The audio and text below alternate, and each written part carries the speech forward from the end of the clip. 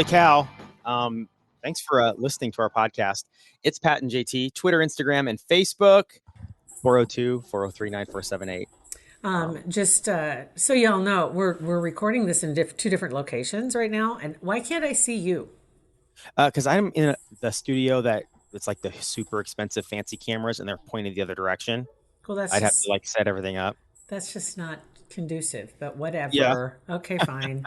So all I can see is a logo, and it vibrates when you're talking. So who doesn't? Yeah. Who doesn't? We'll ask your wife about that. Anyway, t-shirt, yo, she's got the t-shirt. Oh my gosh! So this morning, I got to talk to a class of college students at UNK, and it was really fun. And yeah.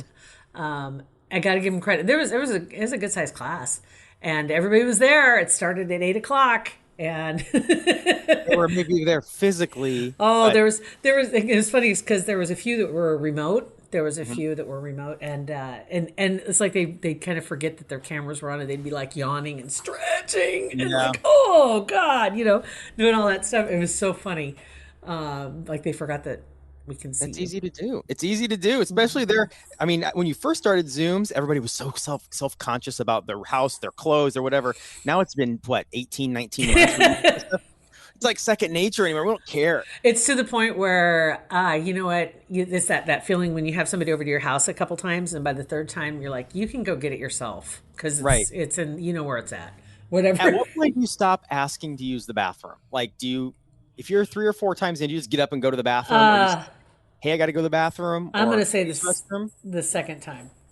Okay. I'm going to say maybe the third. But if you think you're going to be going there, if it's first time you're there and your friends, you're hanging out, the first time, where's your bathroom, is the first one, and then the next time is maybe I'll be right back.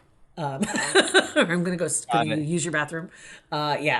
I wonder about that. Yeah. So once you're on the Zoom call for I don't know how many times, and especially in college, I can only imagine. And it was so funny is everybody was in a black hoodie. Everybody. What? Yes, they were all in black hoodies. It was hilarious. Like UNK hoodies? Or just I black? Didn't see any logos, but I don't know. And I didn't say anything out loud. I just thought that's so weird. They're all dressed in black, right? Yeah, it is. And I didn't see any jeans. It was like sweatpants. So you could see like the whole class. You could see bottoms. I thought it'd just be like tops. Oh, I could see the whole class because there was one camera on the classroom. Oh, I see. And then there was a few that were remote. And it was kind of funny because then I'm off to the side, the camera that when I was looking at the classroom, they were looking off to their left because the computer I was on, they were projecting it onto the large screen. Oh, and he showed it to me, and I was like huge monster size. That's awesome. I'm like, please. I have a big, huge monitor in my office too, and I would much rather have the our teams groups meeting over on that big monitor because it's just bigger. I just enjoy that, but the camera's not there. So the camera's over here. I don't want people seeing just the right side of my face as I look forward and talk because it's like I'm not looking at them, and that's not my good side. And I look like I like a waddle. It's just gross. Oh but I would much rather like them. I'd much rather look at the bigger screen. You can take it all in, but it's just the camera angle's not right. No. Yeah. So it was a lot of fun. And so we just talked about they're all in audio production class. And they were in that segment of their class. They want to either go into radio, they enjoy podcasts, they like production, that whole side of it. And so they had some really good questions about podcasting and stuff. Bennett is in starting to take some business classes and really enjoying it and doing really well. And he wanted to be an entrepreneur, just whatever. He just wants to make a lot of money, right? Him and his friends. So they don't realize that the journeys to get to where they want to be. Being an entrepreneur is not the easiest track, but they're figuring that out. So he calls yesterday.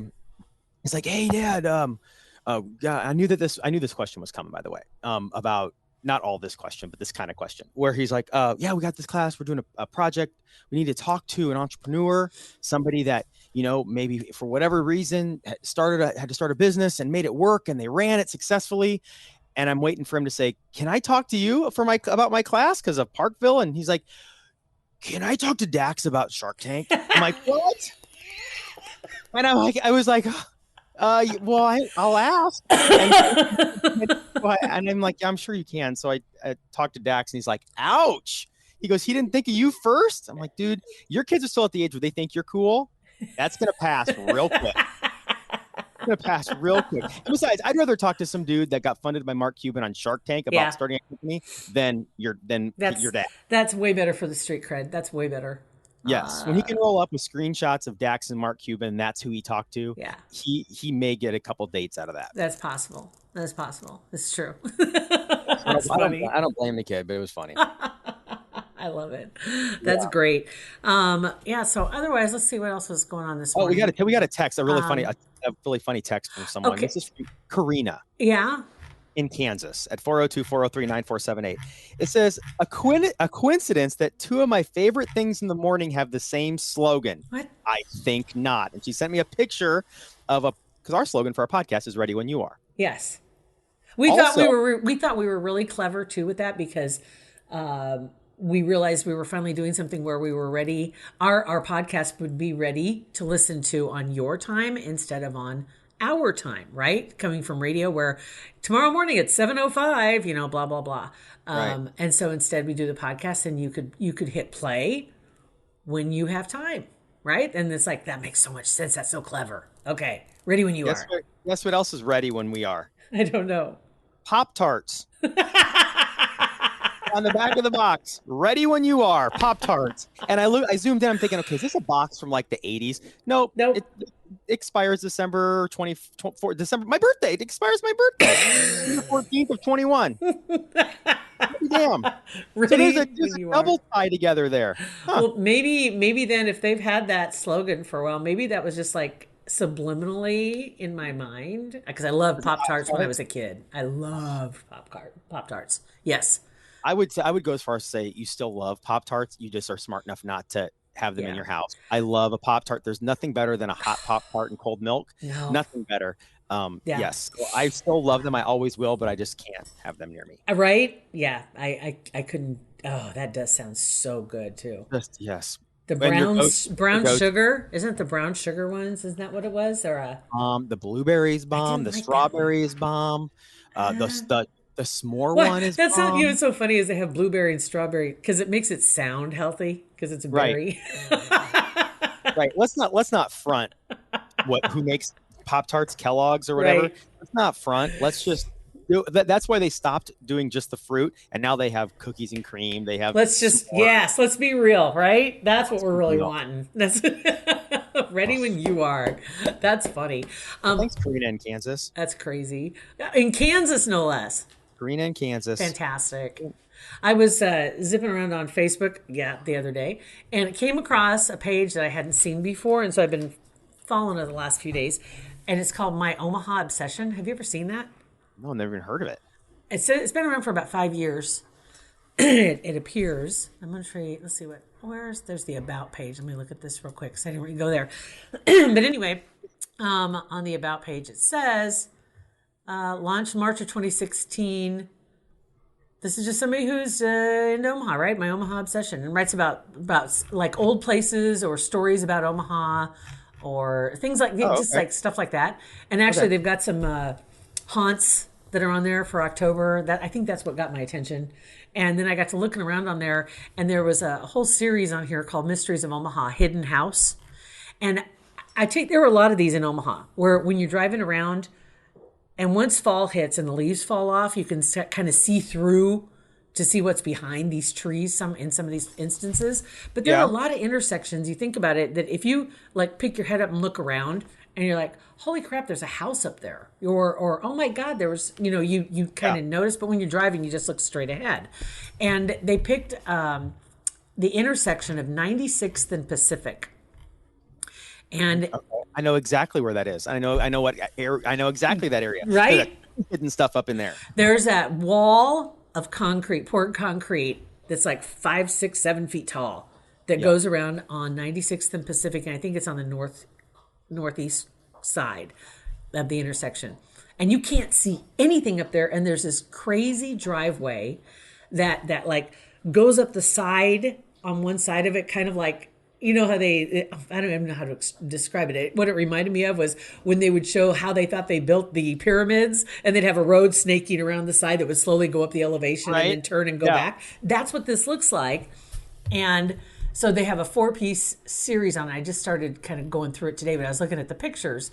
I'm like, holy crap, I never saw that driveway there. And the driveway's on 96th Street, where you would have to pull in, and then you disappear into the trees, and there's a camera, and there's a no parking sign, private driveway, Very. and you can't see the house. So of course, I hate to tell you this, if you happen to live there, I'm sure you're not listening to our podcast, but Probably. I had to look it up on the assessor's website to see what it actually looked like back in there. And there's a lot of little hidden gems on Pacific Street in particular. But at 96th and Pacific, that's a 3-acre lot. It's surprising how much space is back in there behind those walls. Really? I mean, because everything is surrounded are just regular. Well, they're good sized lots, but they're just there's residential. It's residential neighborhood. And there's a church behind it, I think. But that's a 3-acre lot, and you can barely see the house. But they happen to get some pictures of the house in this story, and it was built like in 1938. But it's just kind of fascinating to be able to see back in there and see what's going on. And there's another intersection at 113th and Pacific that I always look at, because it looks like it says there's no exit, or it's not a through road. And so I just finally looked that one up too. And there's some really cool houses back in there, but it's just this one. That is so weird that you looked at that stuff, because Beth's on Zillow all the time. I'm looking at it. Yeah. And we were driving through Regency. It was just a few weeks ago. And she's like, what do these people do? Like, what do they do where they can live in places like this? So she got down that rabbit hole. Yes. And looking at these houses, look at valuations, and go to the assessor. And she found this one house, because there was like a double lot and one lot. And there was in the middle of Regency. It's actually right. It backs up to Pacific. It's just east of 102nd, when Pacific, with those big houses right on the corner. On Regency Drive, Regency Parkway? Nope, it backs up to Pacific. The backyard is at Pacific Street. So it's like 99. Oh, I see one here, yeah. But there's one that's like a huge house, and right next to it is a completely empty lot. And that lot's for sale for like $700,000 or whatever. So we're like thinking, why is there an empty lot there in Regency? Anyway, so she started looking into that house next to it, and and she got down a deep rabbit hole here, and she probably passed you on the rabbit hole. In this person that owns the big house, has got a tennis court and whatever. He's a doctor, and I believe he's a retired doctor, but he's a huge Clinton Foundation supporter, huge Hillary Clinton supporter, to the point where he actually flew her in his private jet from Omaha to campaign stops when she was running for the presidency, and when she was running for Senate in New York. He funded a lot of her campaign. And she found things online that her and President Clinton stayed at his house. Like when he was in town for 3 days with Girls Inc. Yeah. They would come to his house. They stayed at, they had fundraisers there. The Clinton Foundation did, and nobody ever talked about it. But this guy he's I think he was either a plastic surgeon or a heart surgeon. He had a lot of initials after his name. Right. But it's like that's what people in those neighborhoods do. They do like who does that stuff? And there's a lot of them, obviously. But do you remember what was that big? Oh gosh, I can't believe I can't remember the name of that big house that was right along there. And then somebody bought it and they remodeled it completely. It belonged to the people that owned. Wasn't it the people that owned Pomida? I don't remember. I know you're talking about, but I don't remember who owned it. Isn't it like that was Paul, Michael, and David? Is that right? Pomida? That was the boys' names. I don't know. God, wasn't that house there? And there used to be along Pacific Street a lot of farms, like thoroughbred farms, that were right around like West Side, I'm thinking. I remember it from when I was a kid, and so it's a little blurry, a little fuzzy. Mm-hmm. But there used to be one. I can't remember the name. But anyway, yeah, you get to looking around on the assessor's site. That is just like that's so much fun. And then you go to Zillow, and we were these houses that were for sale, like in Western Douglas County, these monster houses on lakes, like 2.4 million. Yeah. Then you got thinking, what do these people do? Yeah. And then you go on Zillow and it tells you your estimated mortgage payment of $14,000 a month. It's like, are you freaking kidding me? I'm guessing they don't put 20% down. I'm guessing they don't. Oh, it was just. I'm pretty sure that they don't. But what I like to look at is the tax bill. Yes. Pull up the tax bill on some of those because tax bill equal to or greater than our entire mortgage. Yes. Yes. That is so true. My God. Yeah. So I've been kind of zipping around on there and just kind of checking things out. And that just leads you from one neighborhood to the next. And before you know, it's almost as fascinating as being on TikTok. Okay. I mean, because before you know it, you lift your head up and you're like, oh crap, I've been doing this for an hour. Holy smoke. But I've been doing this for 2 days. Jack, where are you? Where are you, Jack? He comes over and he does the typical German Shepherd thing to me every once in a while. He'll come over and he either pokes me with his nose or he tries to lift my arm up off the table where my hand is holding the mouse.